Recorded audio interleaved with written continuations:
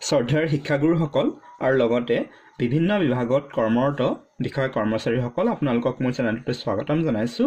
আজিৰ এই ভিডিঅ'টিত আমাৰ প্ৰিচাইডিং অফিচাৰসকলে যেটো 16 point observer report fill up কৰি পেলাই আমি জমা দিব লাগে সেই ফৰ্মখন কেনেকৈ পূৰ কৰা হয় সেই বিষয়ে আজিৰ ভিডিঅ'টিত আলোচনা কৰিম। আপোনালোকে ভিডিঅ'ত নিশ্চয় দেখা পাইছে format for presiding officers additional report to be submitted to constituency observer or RO বা returning officer. ইয়াত আপোনাৰ 16টা পইণ্ট আছে। সো সেইকাৰণে এই ফৰ্মখনক কোৱা হয় 16 পইণ্ট অবজাৰ্ভাৰ ৰিপৰ্ট। এই ফৰ্মখনত নাম্বাৰ 1ত কি দিয়া আছে চাওক। নাম্বাৰ 1ত আছে pulling booth number. Pulling booth number মানে আপোনাৰ ভোট গ্ৰহণ কেন্দ্ৰটোৰ যেটো নাম্বাৰ সেই নাম্বাৰটো আপোনাৰ নিৰ্দিষ্ট আপুনি যেটো ভোট গ্ৰহণ কেন্দ্ৰৰ আপোনাৰ ডিউটি পৰিছে বা আপুনি সেই ভোট গ্ৰহণ কেন্দ্ৰটোৰ প্ৰিচাইডিং অফিচাৰ সেই ভোট গ্ৰহণ কেন্দ্ৰটোৰ আপোনাৰ ভোট গ্ৰহণ কেন্দ্ৰটোৰ যেটো নাম্বাৰ সেই নাম্বাৰটো আপোনালোকে ইয়াত লিখিব। প্ৰথম ধৰক আপোনাৰ ভোট গ্ৰহণ কেন্দ্ৰটোৰ নাম্বাৰ হৈছে 66 ইয়াত আপোনালোকে লিখি দিব 66। নাম্বাৰটো কি আছে চাওক CPF deployed yes or no। CPF মানে চেন্ট্ৰেল পুলিচ ফৰ্চ। আপোনাৰ কেন্দ্ৰটোত চেন্ট্ৰেল পুলিচ ফৰ্চ দিয়া হৈছে নেকি, নিযুক্তি দিছে নেকি, আছে নেকি? যদি থাকে তেতিয়াহ'লে ইয়েস দিব আৰু যদি নাথাকে নো দিব। আৰু সাধাৰণতে চেন্ট্ৰেল পুলিচ ফৰ্চ বা 3 নম্বৰত আছে আপোনালোকৰ মাইক্ৰ অবজাৰ্ভাৰ। এইবোৰ সাধাৰণতে যিবোৰ সেনসিটিভ মানে ভোট গ্ৰহণ কেন্দ্ৰ সেইবোৰতে সাধাৰণতে দিয়া হয়। যদি আপোনাৰ CPF আছে চেন্ট্ৰেল পুলিচ ফৰ্চ তেন্তে ইয়েস দিব আৰু নহলে নো দিব। ধৰক আমাৰ চেন্টাৰটোত নাই গতিকে আমি নো দিলো। Next micro observer deployed yes or no। যদি মাইক্ৰ অবজাৰ্ভাৰ থাকে তেন্তে ইয়েস দিব নহলে আপোনালোকে কি দিব নো দিব। Next video' camera deployed. কোনোবা ভিডিঅ' কেমেৰা পাৰ্চন আপোনাৰ ভোট গ্ৰহণ কেন্দ্ৰটোত দিছে নেকি? কিছুমান ভোট গ্ৰহণ কেন্দ্ৰত দিয়ে গতিকে যদি থাকে আপোনাৰ ইয়েস হ'ব নহলে ইয়াত কি হ'ব নো হ'ব। সাধাৰণতে খুব কমহে থাকে এইবোৰ গতিকে নোয়ে হয়। Number 5 total voters. আপোনাৰ ভোট গ্ৰহণ কেন্দ্ৰৰ মুঠ ভোটাৰৰ সংখ্যা টোটেল ভোটাৰ্ছ। ধৰক আপোনাৰ ভোট গ্ৰহণ কেন্দ্ৰটো টোটেল মুঠ ভোটাৰ আছে 900 গতিকে আপোনালোকে ইয়াত দিব 900। এটো প্ৰত্যেকৰে ভেৰি কৰিব বেলেগ বেলেগ হ'ব। নেক্সট নাম্বাৰ অফ ভোটছ পুলড মানে আপোনাৰ কিমান ভোট হল আপোনাৰ ভোট গ্ৰহণ কেন্দ্ৰত 900ৰ ভিতৰত এতিয়া 900 আহিবও পাৰে বা কম আহে গতিকে সাধাৰণতে সো আপোনাৰ ধৰক 820টা ভোট হৈছে মানে 900 ভোটাৰৰ ভিতৰত 820 গৰাকী ভোটাৰে আপোনাৰ ভোট দিলে। সো 820 হ'ব নাম্বাৰ 6ত হেতু বুজাইছে। নাম্বাৰ 7ত পাৰ্সেন্টেজ অফ ভোটছ পোল্ড মানে এই 900ৰ ভিতৰত যে 820 জনে ভোট দিলে মানে ইয়াৰ যেটো পাৰ্সেন্টেজ সেই পাৰ্সেন্টেজটো ইয়াত লিখিব কৈছে। সো ইয়াৰ পাৰ্সেন্টেজটো আপোনালোকে কেনেকৈ উলিয়াব? ইয়াৰ পাৰ্সেন্টেজটো আপোনালোকে এনেকৈ উলিয়াব। চাওক মই আপোনালোকক এটা চিটত লিখি দেখুৱাই দিছো। এই ফৰ্মুলাটো আপোনালোকে চাওক পাৰ্সেন্টেজ অফ ভোটছ পোল্ড। পাৰ্সেন্টেজটো কেনেকৈ উলিয়াব? নাম্বাৰ অফ ভোটছ পোল্ড আপোনাৰ যিমান ভোট দিলে মানে যিমান ভোটাৰ আহি ভোট দিলে ডিভাইডেড বাই টোটেল ভোটাৰ আপোনাৰ ভোট গ্ৰহণ মানে কেন্দ্ৰটোত মুঠ ভোটাৰ যিমান আছিল তাৰ হেতুৰে হৰণ কৰি দিব ইনটু 100%। ধৰক আমাৰ টোটেল ভোটাৰ আছিল আমাৰ 900 আৰু আমাৰ টোটেল ভোট কিমান দিলে 820 ইনটু আমাৰ 100%। এটো আপোনালোকে যদি কৰে এ পাৰ্সেন্টেজ যদি উলিয়ে এটো 0 কেনসেল হয় এটো 0 বা আপোনালোকে এটো মোবাইলতে মাৰি দিব। মোবাইলতে মাৰিলে ইয়াৰ পাৰ্সেন্টেজটো কিমান ওলাব জানেনে? ইয়াৰ পাৰ্সেন্টেজ ওলাব আপোনাৰ 91.11%। সো এটো আপোনালোকে এনেকৈ কৰি পাৰ্সেন্টেজটো কেনেকৈ ওলাব আপোনাৰ যিমান ভোট হল মানে যিমান ভোটাৰ আছে টোটেল হেতু তলত আহিব আৰু ওপৰত আপোনাৰ যিমান ভোট হল ধৰক টোটেল ভোটাৰ আপোনাৰ 900 গতিকে তলত 900 লিখিব। ওপৰত ধৰক 820 জনে ভোট দিছে 820 জন ইনটু 100%। এনে কৰিলে আপোনালোকৰ এটো ওলাই যাব। এটো মোবাইলত মাৰি আপোনালোকে উলিয়াই ল'ব। সে ধৰক ইয়াত আমাৰ আহি গ'ল 91.11%। মান পাৰ্সেন্ট আমাৰ হল তাৰ মানে 900ৰ ভিতৰত 820 জনে গৈছে তাৰ পাৰ্সেন্টেজটো এটো আমি লিখিলো 7 নম্বৰত। 8 নম্বৰত কি দিছে? টোটেল নাম্বাৰ অফ ক্যান্ডিডেটস মানে মুঠ মানে প্ৰাৰ্থীৰ যেটো সংখ্যা। টোটেল ক্যান্ডিডেট ধৰক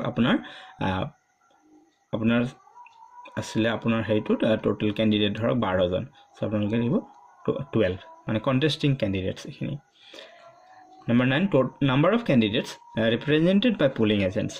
মানে এই যে আপোনাৰ 12 গৰাকী ক্যান্ডিডেটৰ ভিতৰত 12 গৰাকী প্ৰাৰ্থীৰ ভিতৰত কেই গৰাকী প্ৰাৰ্থীক মানে পোলিং এজেন্টে ৰিপ্ৰেজেন্ট কৰিছিল বা কেই মানে কিমানজন পোলিং এজেন্ট আহিছিল মানে আপোনাৰ হেৰি ভোট গ্ৰহণ কেন্দ্ৰৰ সেই সংখ্যাটো আপোনাৰ ধৰক 12জন ক্যান্ডিডেট আছিলে তাৰে তো 12জন পোলিং এজেন্ট নাথাকিব পাৰে ধৰক আপোনাৰ তাৰে 7জন পোলিং এজেন্ট আছিলে সো আপোনালোকে লিখিব 7 বাকি ধৰক 5জন নিৰ্দলীয় আছিল তেনেকুৱা ধৰি লওক মানে ইয়াত হে নিৰ্দলীয়ৰ কথাটো নাহে আসলতে ইয়াত আহে যে মানে জিকেজন ক্যান্ডিডেটৰ পোলিং এজেন্ট আহিছিল সেই পোলিং এজেন্টৰ সংখ্যাটো ইয়াত আহিব আসলতে number of voters who voted using documents other than EPIC মানে যেটো ভোটাৰ আইডি কাৰ্ডটো এটা নাম্বাৰ ইয়াত কি সুধিছে যে কিমানজন ভোটাৰ সেই সংখ্যাটো দিব লাগে যে কিমানজন ভোটাৰে মানে এই ভোটাৰ আইডি ননাকৈ বেলেগ মানে ড্ৰাইভিং লাইসেন্স বা bank passbook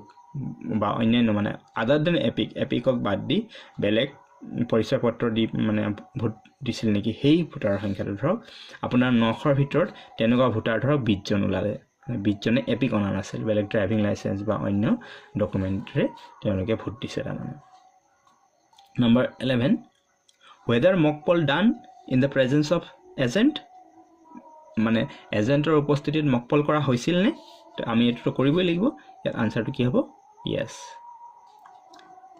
whether mock poll cleared yes or no আমি mock poll কৰাৰ পিছত তো আমি ক্লিয়াৰ কৰিব লাগিব আমি CRC কৰিব লাগিব সো ক্লিয়াৰ কৰা হৈছিল নে এটো আমাৰ আনসাৰটো কি হ'ব yes এ হ'ব আমি এটো ক্লিয়াৰ কৰিবই লাগিব এটো Number 13, whether machines closed and sealed properly in the presence of agents এজেন্টৰ উপস্থিতিত মানে মেচিনটো ক্লোজ কৰা হৈছিল আৰু সিল প্ৰপাৰলি কৰা হৈছিল নে এটো আনসাৰটো কি আহিব yes আহিব Number 14, whether 17C given to polling agents after obtaining their signatures এটো yes হ'ব তাৰমানে যিখন 17C ফৰ্ম হে 17C ফৰ্মখন পোলিং এজেন্টক দিয়া হৈছিল না আৰু তেওঁলোকৰ সহি লোৱা হৈছিল না সেই কথাটো ইয়াত দিছে এটো আমি তেওঁলোকৰ সহি ল'ব লাগিব আৰু তেওঁলোককো আমি কপি দিব লাগিব 17C সো এটো yes হ'ব আৰু 17C এৰ ফৰ্মখন কেনেকৈ ফিল আপ কৰিব লাগে আপোনালোকে যদি নাজানে এই ভিডিওটি ডেসক্ৰিপচন বক্সত আছে আপোনালোকে চাই ল'ব আৰু এই ভিডিওটি ডেসক্ৰিপচন বক্সত আৰু বিভিন্ন ধৰণৰ